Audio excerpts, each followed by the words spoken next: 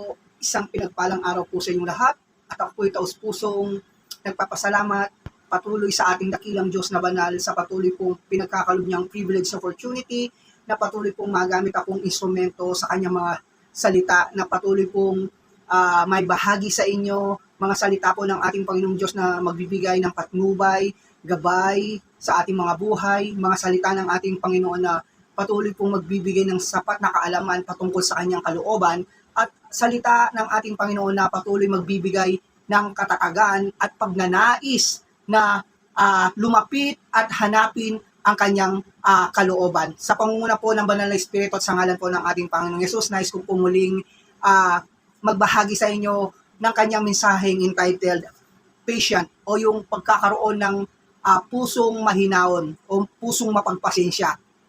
Sa mensaheng ito, nais iparating at ipaunawa ng ating Panginoong Diyos kung gaano kahalaga ang pagkakaroon ng mapagpasensyang puso o mahinahon na puso. Ayan. Sapagkat kung wala sa atin ang katangiang ito, tayo ay mapapalapit sa kapahamakan.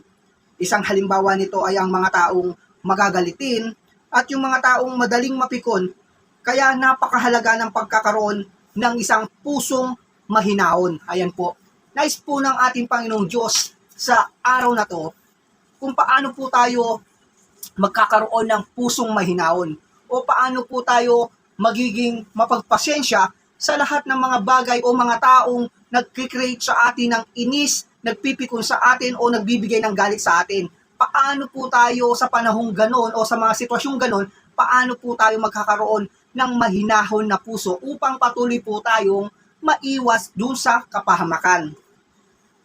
Ganito po ang nasusulat sa Book of Santiago, chapter 1, verse 19 to 20, kung paano po natin mapaghahari yung pusong mapagpasensya o pusong mahinahon sapagkat napakahalaga po nung magkaroon po tayong mga ganitong katangian sa ating puso kasi maiwas po tayo sa kapahamakan. Tunay naman po na yung mga taong hindi kayang magkaroon ng ganitong katangian ay laging nabubulid sa kapahamakan, laging nakikipag-away dahil wala po silang patient, wala silang mahinahon na puso. Ayan po, sa Book of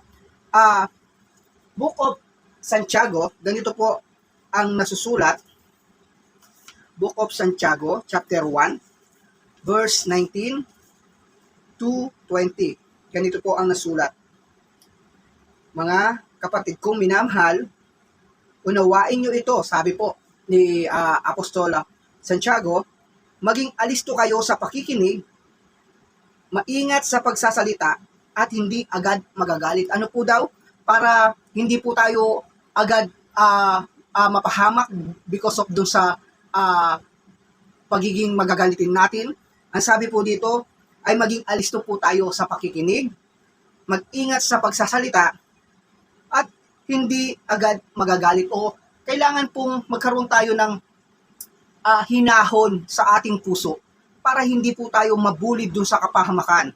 Then verse 20, dahil ang galit ng tao ay hindi nakakatulong upang magawa kung ano ang ayon sa kalooban ng Diyos. Ayan po.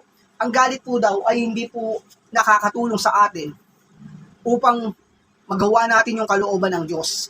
Number 1 po yun. Kapag wala kang pusong mahinahon, mahirap pong magawa natin yung kalooban ng Diyos dahil ikaw ay magagalitin na tao, lagi kang makikipag-away kapag wala kang mahinahon na puso. Kaya binigyan po tayo ng guidelines dito ng ating apostol kung paano tayo makipagsalamuha pag dumating po yung ganong sitwasyon sa ating buhay na parang may nang iinis, may nang pipikon sa'yo. Sabi niya, maging alisto tayo sa pakikinig at maingat tayo sa ating pananalita. Di po ba?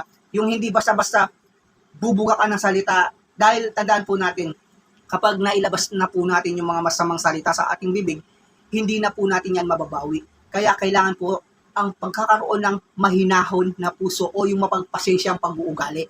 Kailangan po yan. Kaya po sa mensaheng ito na naisiparating ng ating Panginoong Diyos na patuloy po tayong magkaroon nawa ng ganitong katangian o mapaghari natin sa ating puso yung patuloy tayong maging mapagpasensya at maging mahinahon sa lahat ng pagkakataon.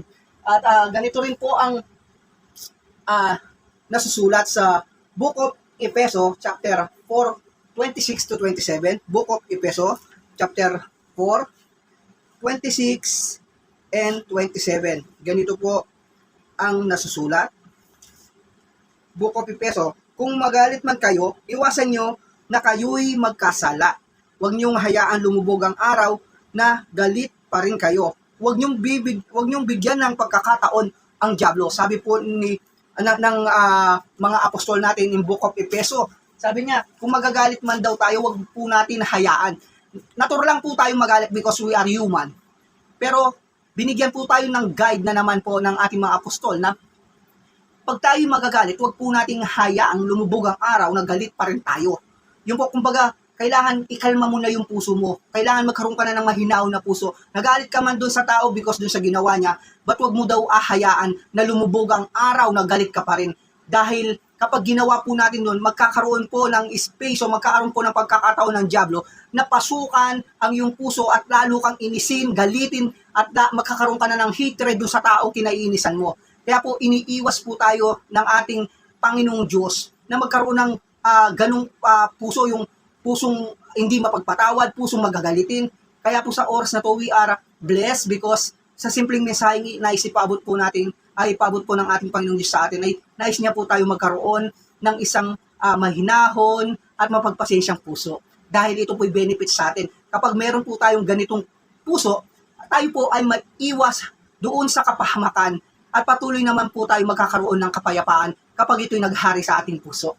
Kaya po, paano tayo magkakaroon ng mahinaw na puso? O ano po yung dapat natin gawin para magkaroon tayo ng mahinaw na puso, magkaroon ng mapagpasensyang pag-uugali?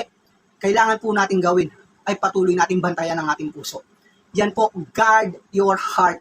Yan po ang pinakasusi para patuloy pong mapanatili yung pagkakaroon mo ng mahinaw na puso. Sa tuwing magagalit ka, ang sabi po sa Book of Kawikaan, ay umupo ka muna, mag-isip ka muna. Sabi niya, kumbaga kalmahin mo muna ang puso mo. Sapagkat kapag po yung galit sinabayan mo at hindi mo po binantayan yung puso mo, sasabog at sasabog yan.